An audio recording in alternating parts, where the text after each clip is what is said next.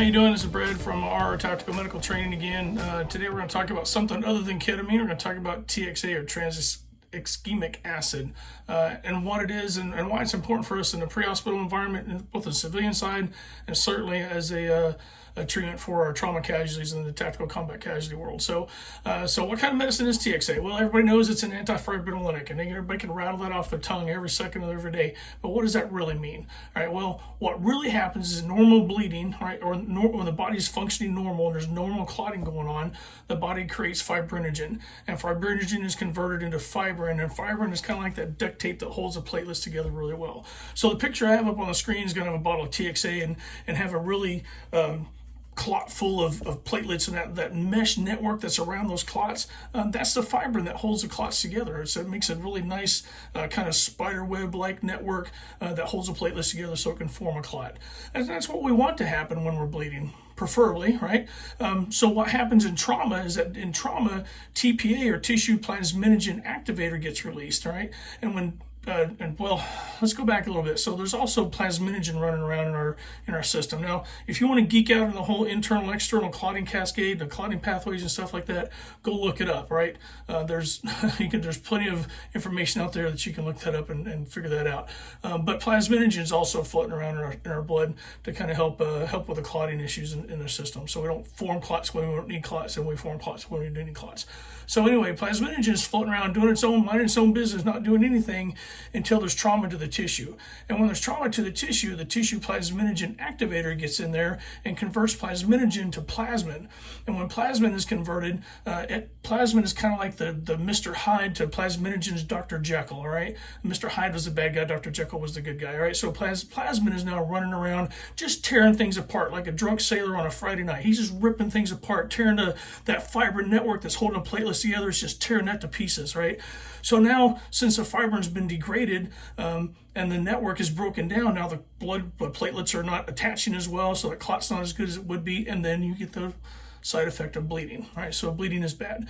So man, if only there was a medicine that could go in and stop that crazy Mr. Hyde from tearing apart the fibrin network. And that's what TXA does. TXA goes in there, binds with that, binds in there, prevents the conversion of plasminogen to plasmin so that the fibrinogen can form a nice clot again.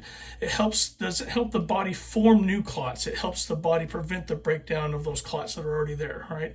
A lot of conspiracy theories out there about, oh my gosh, TXA is breaking, causing TPA or causing the pulmonary embolisms and DVTs in people. And while there's a slight increase in that, at least you're alive to have a DVT or pulmonary embolism, which can be treated. All right. So, but if you're dead, then you're dead. So TXA is still a very good medication for that. So, what's our dose for TXA?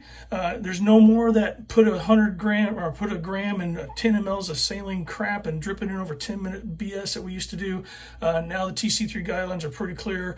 We're going to give 2 grams of TXA right up front. If you want to give a gram of TXA, which is 10 mLs, so you pull 10 mLs up and you push it, slow IV push, preferably nurse slow IV push, which is over like 2 minutes or so, as opposed to paramedic slow IV push, which is about 30 seconds. And then we'll give that slow IV push. Now, the risk of giving TXA too fast in the literature says profound hypotension. Well, what they mean by profound hypotension is that in about 1 to 3% of the patients, they may get a little hypotensive, which means I got to treat 97 people before I find that 1 to 3% patients that are going to be a little hypotensive from it. So don't slam it in. I might hear a lot of young 68 whiskey say 2 gram slam of TXA. It's not a slam. TXA is not adenosine. We're not trying to put it in over 2 seconds, right? So if you can put it in over about a minute, 45 seconds to a minute, then that's probably a good median, right? So why does this matter? Well, it matters because remember the whole diamond to death thing and coagulopathy being one of those things? Well, that's where this comes from. So we're helping prevent that coagulopathy in the diamond to death, right?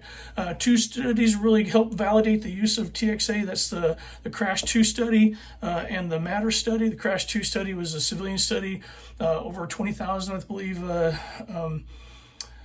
participants in that, and then the Matter study was basically a retrospective study done at Camp Bastion in Afghanistan, in Helmand province, and they brought a lot of information in, over 800 patients, and basically showed that as long as we're giving TXA within 3 hours of injury to patients who primarily have an injury to the box, so non-compressible hemorrhage from the junctional areas of the neck all the way to the junctional areas of the groin, the things that we can't get good pressure on, especially intrathoracic and intra-abdominal injuries, then that's a good way to help control that non-compressible bleeding that we can't get to otherwise.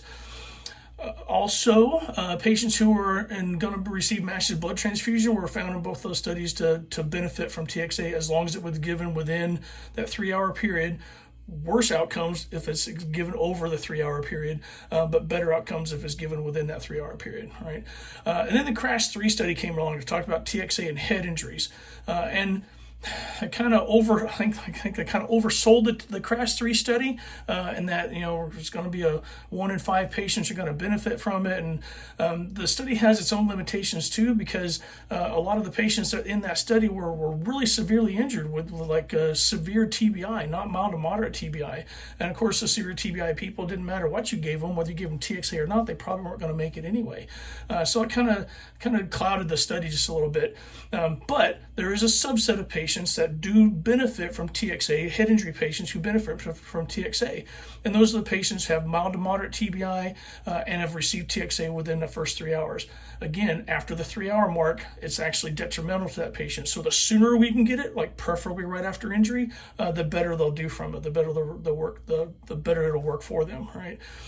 The take-home point from the CRASH 3 study, though, is that while it's like a 1.7% improvement in mortality from a Rebel EM study that I'll pop up on the screen here for you to kind of look at too, they kind of broke it down and made some sense out of it as well. That is a better if you're in that 1.7% group. It's not a lot, but still it's better than nothing. But the important part is that those patients with head injuries can receive TXA for the polytrauma, other injury they got going on besides their head injury, and it's okay. It's okay if they get that. There's no issues with them receiving the TXA if they've got a head injury and they're receiving a massive blood transfusion because of all the polytrauma they received during their injury. So don't be afraid to give TXA to your TBI patient as well, right? Is it going to help them? It's not going to hurt them. That's the important part. So, hey, like the page, subscribe, check out my website for other videos, and leave a note in the comments if you're interested. Thanks, and be safe out there. Take care.